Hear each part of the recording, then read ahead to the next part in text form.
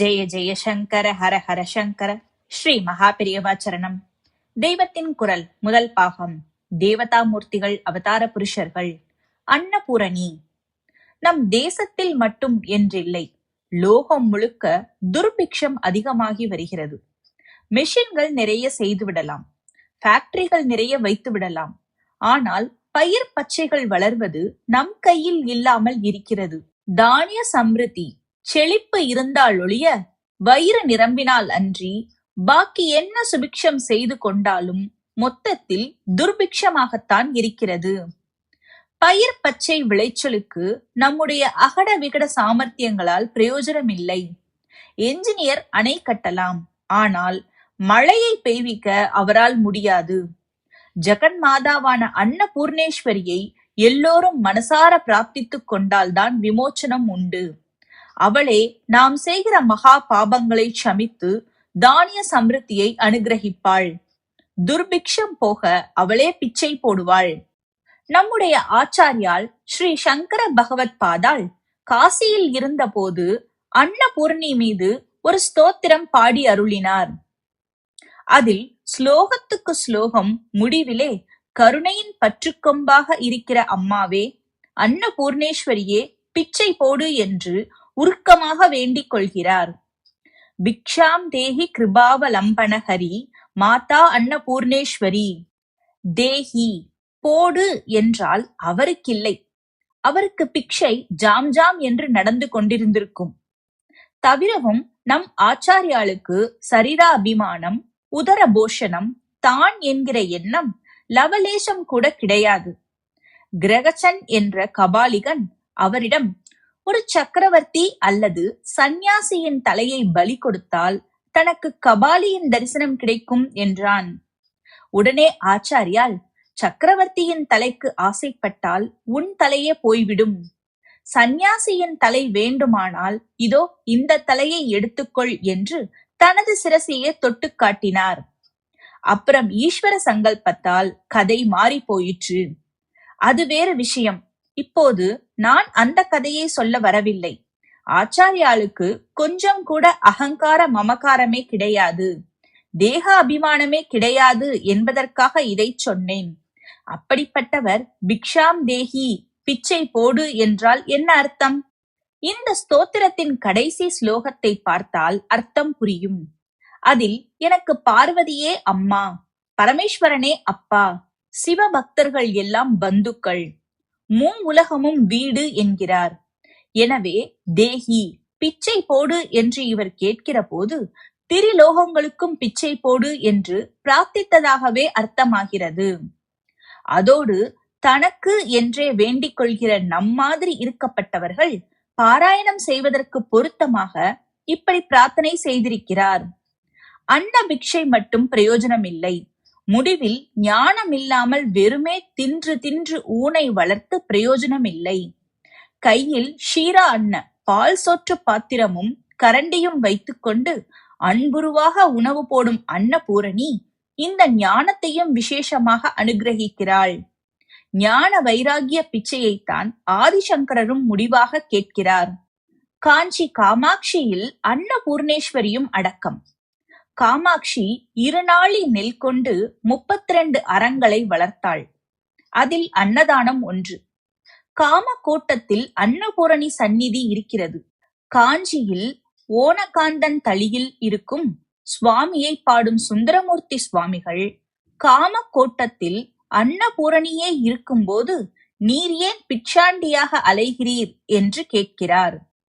வாரிரும் குழல்வாள் நெடுங்கண் மலைமகள் மதுவிம்மு கொன்றை தாரிரும் தடமார்பு நீங்கார் தையலால் உலகுய்ய வைத்த காரிரும் பொழில்கச்சி மூதுர் காமக்கோட்டம் உண்டாக நீர்போய் ஊரிடும் பிச்சை கொள்வதென்னே ஒன்காந்தன் ரளியுளீரே. சரீரம் ஆத்மா இரண்டுக்கும் உணவூட்டி வளர்க்கிற அன்னபூர்ணேஸ்வரியை துதித்து சமஸ்த ஜீவர்களுக்கும் துர்பிக்ஷம் நீங்க பிரார்த்திப்போம். பாபம் செய்ததற்கு தண்டனையாக துர்பிக்ஷத்தில் கஷ்டப்படுபவர்களுக்கு காமாட்சியேயான அன்னபூரணி கருணை பாலிக்கிறாள். பசி என்பது பாபிக்கும் வரக்கூடாது. கேரளத்தில் செருக்குன்னம் என்று அன்னபூர்ணா கஷேத்திரம் இருக்கிறது. அங்கே சேவார்த்திகளுக்கெல்லாம் சாப்பாடு போடுகிறார்கள். அது மட்டும் இல்லை, ராத்திரி வேளையில் கோயிலுக்கு பக்கத்தில் ஒரு மரத்தில் ஒரு சோற்று மூட்டையை கட்டி வைக்கிறார்கள். ராக்காலத்தில் அந்த பக்கமாக பசியோடு போகிற திருடர்களும் கூட பசியார வேண்டும் என்று இந்த ஏற்பாடு. இத்தனை கருணையோடு ஓர் அம்மா இருக்கிற போது இன்றைக்கு லோகத்தில் இவ்வளவு துர்பிக்ஷை இருக்கிறது என்றால் அதிலிருந்து நாம் எத்தனை பாவம் செய்திருக்கிறோம் என்பதைத்தான் தெரிந்து கொள்ள வேண்டும். சரக சம்ஹிதையில் ஆத்ரேயர் சொல்வதாக வருகிறது, ஒரு தேசத்திலோ நகரத்திலோ கிராமத்திலோ ஆட்சியில் இருக்கப்பட்டவர்கள் தர்மம் தவறி நடந்தால் அவர்களைச் சேர்ந்த ஜனங்களும் இதே போக்கை அனுசரிக்க வேண்டியதாகிறது. இப்படி அதர்மம் ரொம்பவும் பரவுகிற போது தேவர்கள் இவர்களை கைவிட எண்ணுகிறார்கள். தேவர்கள் என்றால் இயற்கை சக்திகளை நடத்துகிற ஈஸ்வரனின் அதிகாரிகள். உடனே ருதுக்கள் மாறுகின்றன. மழை சரியாக பெய்வதில்லை. பெய்தாலும் காலம் தவறி, இடம் தவறி, அளவு தவறி பெய்யும். பருவக்காற்று முறைப்படி வீசுவதில்லை. வியாதி கிருமிகள் அதிகமாகின்றன. பயிர் பச்சைகளின் செழிப்பு போகிறது. உணவு பதார்த்தங்களில் துர்பிக்ஷம், கிடைக்கிற கொஞ்சத்திலும் தோஷங்கள், கெட்ட காற்று, வியாதி, இவற்றால் தேசம் பாழாகிறது. இம்மாதிரி உலகத்துக்கு ஏற்படும் துர்பிக்ஷத்திலிருந்து நம்முடைய தப்பையே புரிந்து கொண்டு திருந்த பிரயாசை எடுத்தோமாயின் அன்னபூர்ணியே அன்னபிக்ஷை, ஞான பிக்ஷை எல்லாம் போடுவாள். அவள் சரீரமே ஞானமயமானது. ஆவிலிருந்து க்ஷ வரையிலான எல்லா அக்ஷரங்களுமே உருவான மந்திர மாத்ருகா ரூபிணி அவள் என்கிறார் ஆச்சாரியாள். ஆதிக்ஷாந்த சமஸ்த வர்ண நகரி. இப்படிப்பட்ட சரீரம் படைத்தவளாதலால் நம் சரீரத்தை மட்டுமின்றி அறிவையும் வளர்க்கிற பிக்ஷையை போட்டு ஞானம் தருவாள். அது எப்படிப்பட்ட ஞானம் என்பதைத்தான் ஆச்சாரியால் அன்னபூர்ணி ஸ்துதியின் கடைசியில் சொல்கிறார். அந்த நிலையில் பரமேஸ்வரனே தகப்பனாகவும் அம்பாளே தாயாராகவும் தெரிவார்கள். உடனே சகல ஜீவராசிகளுக்கும் சகோதரர்களாகி விடுவார்கள். உலகமும் சொந்த வீடாகிவிடும். இது இப்போது நிறைய பேசப்படுகிற தேச ஐக்கியப்பாட்டை விட எத்தனையோ படி மேலே, சர்வதேச ஐக்கியப்பாட்டுக்கும் மேலே, மூன்றுலக ஐக்கியப்பாடு.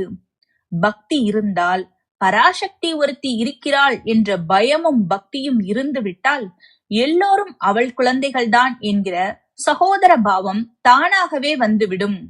இதற்கு பிரசங்கம் வேண்டாம், திட்டம் வேண்டாம், பிரச்சாரம் வேண்டாம். அனாதி காலமாக இப்படித்தான் பிரத்யக்ஷத்தில் ஐக்கியம் இருந்திருக்கிறது.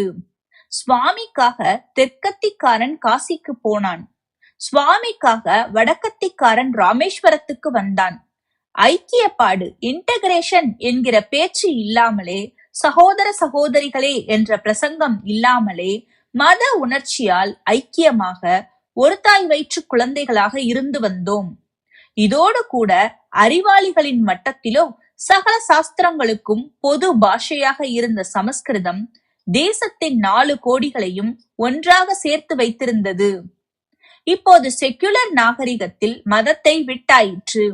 சமஸ்கிருதத்தையும் ஒரு மாதிரி தீர்த்து கட்டிவிட சகல எத்தனங்களும் நடக்கின்றன. நான் இங்கேயுள்ள நம்மவர்களை மட்டும் சொல்லவில்லை. ஹிந்திக்காரர்களும் இந்த கைங்கரியத்தில் நன்றாகவே காரிய ரீதியில் செய்து வருகிறார்கள். இடைக்காலத்தில் ஒரு பொது இணைப்பாக வந்த இங்கிலீஷையும் விரட்டிவிட பார்க்கிறார்கள். பாஷை விஷயம் கூட 2ஆம் பட்சம்தான். பக்தியை வளர்த்துவிட்டால் போதும்.